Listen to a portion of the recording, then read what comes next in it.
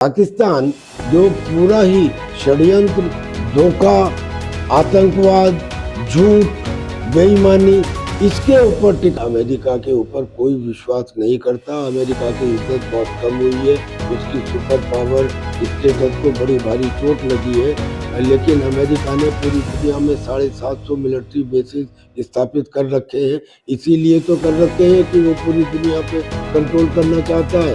भारत ने तो इसको नहीं माना। हिरोशिमा के ऊपर न्यूक्लियर बम डाला गया था। आमिर सर भारत के बहुत बड़े रक्षा विशेषज्ञ और बहुत सारे पदकों से सम्मानित कर्नल तजिंदर पाल त्यागी जी मेरे साथ में है। सर, जिस तरीके से अभी एक पूरी दुनिया तीसरे विश्व युद्ध के दौर से गुजर रही है, जिस तरीके से इराक और इजराइल का जो युद्ध हो रहा है उसमें भारत पे भी बहुत सारे असर पड़ रहे हैं। तो भारत की भूमिका इस समय किस प्रकार की, उसको आप कैसे देखते हैं? देखिए, अमेरिका, इजराइल और ईरान के युद्ध में आज सुबह एक सीज फायर हुआ है।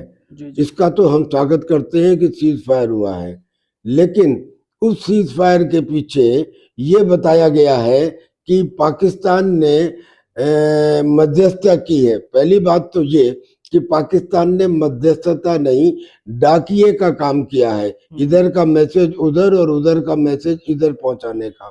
दूसरी बात, पाकिस्तान जो पूरा ही षड्यंत्र, धोखा, आतंकवाद, झूठ, बेईमानी इसके ऊपर टिका हुआ है, जिसकी क्रेडिबिलिटी कुछ नहीं है, वो इतने दो बड़े देशों में मध्यस्थता कैसे करा सकता है। लिहाजा मैसेज क्लियर है कि इस मध्यस्थता के पीछे कोई और है, और जो है वो है चाइना। दरअसल बात यह है कि डोनाल्ड ट्रंप, अमेरिका के प्रेसिडेंट, अगले महीने जाने वाले हैं चाइना में, और चाइना में उनके आने से पहले एक प्रिपरेशन की जा रही है।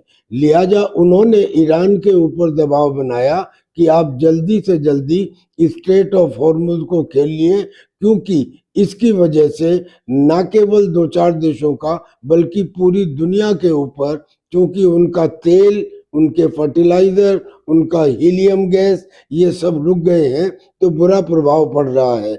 इसलिए तो ये सीज फायर हुआ। जी जी। इस सीज फायर को अमेरिका ने क्यों प्रपोज किया? अमेरिका ने इसलिए प्रपोज किया क्योंकि अमेरिका में एक कंडीशन है 1973 के मुताबिक कि कोई भी प्रेसिडेंट किसी युद्ध को 60 दिन से ज्यादा कंटिन्यू नहीं कर सकता। 28 फरवरी को ये शुरू हुआ था। 28 अप्रैल के बाद अगर ये युद्ध कंटिन्यू होता है तो उन्हें अपनी पूरी कांग्रेस यानी कि लोअर एंड अपर हाउस दोनों से परमिशन लेनी होगी इस युद्ध को कंटिन्यू करने के लिए। एक तो ये कारण, और दूसरा ये कारण कि वहाँ कॉन्स्टिट्यूशन ऑफ अमेरिका के अमेंडमेंट नंबर 25 में ये भी है कि प्रेसिडेंट को हटाया जा सकता है और उनकी जगह वाइस प्रेसिडेंट बन सकते हैं, बशर्ते कि वहाँ के प्रेसिडेंट के ऊपर आरोप लगे हों। और इस वक्त डोनाल्ड ट्रंप के ऊपर तरह तरह के आरोप लगे हैं, उनके खिलाफ प्रदर्शन भी हुआ है। ये भी कहा जा रहा है कि उन्होंने इस युद्ध को बिला वजह प्रारंभ किया।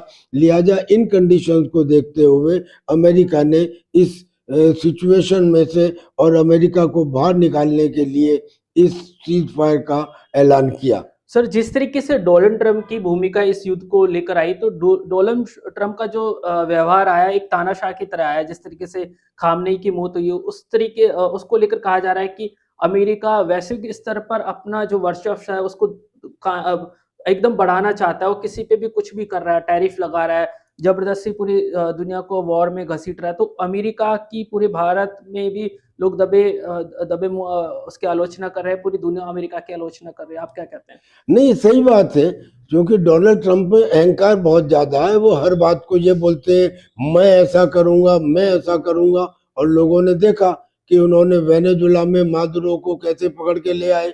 उन्होंने मैक्सिको, उन्होंने कोलंबिया, उन्होंने क्यूबा, उन्होंने पनामा, उन्होंने ग्रीनलैंड, इन सबको धमकी दी कि मैं तुम सबके ऊपर कब्जा करना चाहता हूँ। कनाडा को भी वो अपनी स्टेट बनाना चाहते हैं। और ऐसे ही उन्होंने ईरान को भी धमकी दी कि एक रात में पूरी सभ्यता खत्म हो जाएगी। यानी कि कमाल की बात है, 6000 की 6000 साल की सभ्यता को 250 साल का ये देश एक दिन में कैसे खत्म कर देगा। लिहाजा उनकी बुराई सब जगह हो रही है, उनका कंडक्ट सब जगह इस तरह का है। यही कारण है कि डोनाल्ड ट्रंप के खिलाफ आवाजें उठ रही हैं।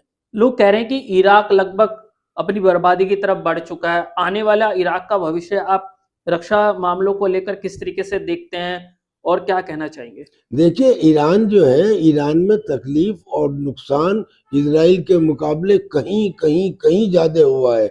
आप सोच के देखिए, ईरान के जो ड्रोन आते थे उसमें 15-20 केजी बारूद होता था, जो उसकी मिसाइल आती थी उसमें 100-150 केजी बारूद होता था, लॉन्ग रेंज मिसाइल।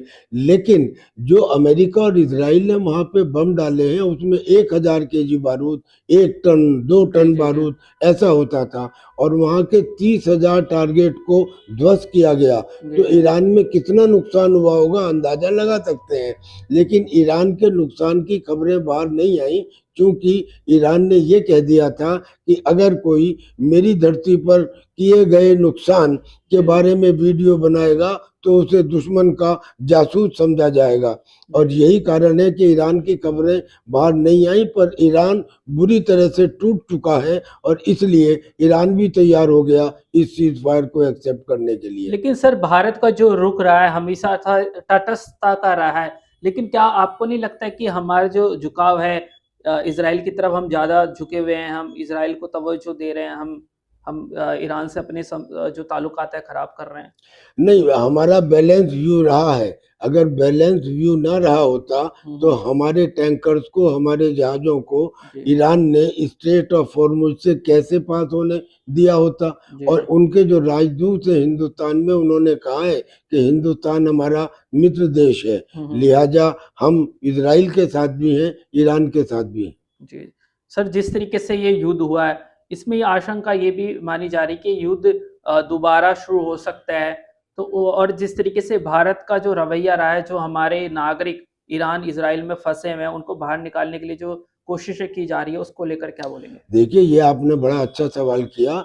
ये जो सीज़ फायर है, ये सीज़ फायर के बैक फायर होने के बहुत चांसेस हैं, और यही कारण है कि भारत ने एडवाइजरी जारी की है कि सीज़ फायर होने के बाद जब हो गया है तो जितने हमारे भारतीय हैं वो जल्दी से जल्दी ईरान को छोड़ के यहाँ आ जाएं। कारण यही है कि इस सीज़ फायर के टूटने के चांसेस बहुत हैं। सर, अंतर्राष्ट्रीय स्तर पर बहुत सारे ऑर्गेनाइजेशन है, नाटो है और तमाम ऑर्गेनाइजेशन है। क्या आपको नहीं लगता है कि बार-बार इस प्रकार के युद्ध हो रहे हैं, तो ऐसी ऑर्गेनाइजेशन का अस्तित्व भी खतरे पर है? उन पर बहुत सारे सवाल खड़े होते हैं कि क्यों युद्ध हो रहे हैं, अगर इतने सारे देशों के बड़े-बड़े संगठन बने हुए हैं तो? ये तो सवाल सही कहा आपने। नेटो देश जो है, नेटो देश दरअसल में यूरोपियन देश है, और यूरोपियन देश को ही स्टेट ऑफ हॉर्मुज से के खुलने की सबसे ज्यादा आवश्यकता है। ट्रंप ने कहा था कि मेरे साथ आओ, मुझे तो तेल की जरूरत नहीं है, तुम्हें है, लिहाजा तुम आके उसे खुलवाओ। लेकिन नेटो देश अलग हो गए। अब मैं इसके बारे में क्या कहूँ, ये तो अपने अपने शौर्य और हिम्मत की बात है। जो यूरोपियन कंट्रीज हैं उनकी टोटल आबादी करीब 65 करोड़ है, और जो रशिया है उसकी 15 करोड़ है, और जो अमेरिका है उसकी 35 करोड़ है। अब ये 65 करोड़ लोग 15 करोड़ के रशिया से डर के अमेरिका के पास जाते हैं कि हमारी मदद करो। इसका मतलब क्या हुआ कि जो अमेरिका ने कहा कि पुतिन भी यही कहता है, मैं भी यही कह रहा हूँ कि ये नेटो कंट्रीज डरपोक है, कागजी शेर है। जी। सर, इस युद्ध ने एक साफ तौर पर एक बड़ा संकेत दे दिया है कि अमेरिका के साथ में अमेरिका पे विश्वास करना भारत के लिए घातक साबित हो सकता है। क्या व्यापारिक दृष्टिकोण से अमेरिका ने जिस तरीके से भारत पर टैरिफ लगाया है और जो ये युद्ध शुरू हुआ, उसके बाद क्या-क्या भारत पे प्रभाव पड़े? आप एक रक्षा विशेषज्ञ के तौर पर इसको कैसे देखते हैं? इस प्रभाव के कारण हमारा आने वाला जो रक्षा क्षेत्र का विकास है, वो कितना प्रभावित हुआ है? क्या कहते हैं? नहीं, ये बिल्कुल सही बात है। अमेरिका के ऊपर कोई विश्वास नहीं करता। अमेरिका की इज़्ज़त बहुत कम हुई है। उसकी सुपर पावर स्टेटस को बड़ी भारी चोट लगी है। लेकिन अमेरिका ने पूरी दुनिया में 750 मिलिट्री बेसेस स्थापित कर रखे हैं। इसीलिए तो कर रखे हैं कि वो पूरी दुनिया पे कंट्रोल करना चाहता है। भारत ने तो इसको नहीं माना। जब उसने लाख कोशिश कर ली कि मेरा जी, जी। F-35 combat stealth aircraft Bharat खरीदे, हमने तो नहीं खरीदा। जी, जी। हमने जहां हमारे राष्ट्र के हितों से टकराया अमेरिका, हमने उसको बेफिटिंग जवाब दिया। और मेरा बिल्कुल, मैं इस बात को मानता हूं कि अमेरिका के ऊपर विश्वास नहीं किया जा सकता। सर एक आखिरी सवाल, हमने अमेरिका की ताकत बहुत पहले ही देख ली थी 1945-46 के आसपास, जब हिरोशिमा नागासाकी पे परमाणु बम गिराए थे, पूरी जापान की सभ्यता को खत्म कर दिया गया था। लेकिन जो ये युद्ध हुआ है, इसको हम कह सकते हैं कि बहुत छोटा युद्ध है, कोई बड़ा एक्शन इसमें नहीं हुआ, परमाणु बमों का इस्तेमाल नहीं हुआ। क्या ऐसे छोटे-मोटे युद्ध भी होना, हम कह सकते हैं पूरे वैश्विक स्तर पर जो अर्थव्यवस्था उसको खराब कर सकते हैं? लोग कह रहे हैं अगर अमेरिका इस युद्ध में अच्छे तौर पर इन्वॉल्व होता है तो काफ़ी बड़ा नुकसान हो सकता था। अरे वो हो सकता था, अब नहीं होगा। जब हिरोशिमा के ऊपर न्यूक्लियर बम डाला गया था, तब दुनिया में केवल अमेरिका के पास न्यूक्लियर बम था। जी। आज 9 ऐसे देश हैं जी, जी। ऑथराइज जिनके पास न्यूक्लियर बम है, जी, और जी। बहुत सारे ऐसे देश हैं जो न्यूक्लियर बम बना रहे हैं। जी, जी। लिहाजा अब अगर कोई न्यूक्लियर बम का इस्तेमाल करता है तो दूसरा जवाब देगा, और जवाब देगा तो चेन रिएक्शन, और चेन रिएक्शन तो मतलब पूरी दुनिया तबाह। यानी कि म्यूचुअल सेल्फ डिस्ट्रक्शन के प्रिंसिपल के मुताबिक अब न्यूक्लियर वार होने की संभावना कम है।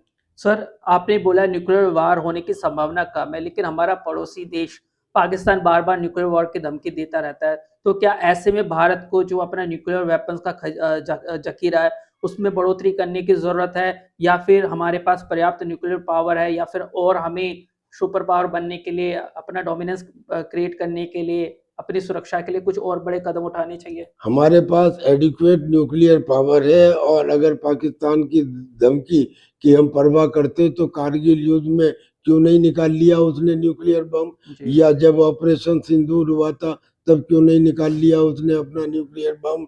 इसलिए हम पाकिस्तान के इस न्यूक्लियर धमकी की बिल्कुल परवाह नहीं करते। जी थैंक यू सर, सर। आपने थैंक इतना यू। लंबा जय समय हिंद सर। दिया, जय हिंद आपका सर। बहुत-बहुत धन्यवाद। जय हिंद धन्यवाद सर। जय सर। हिंद सर।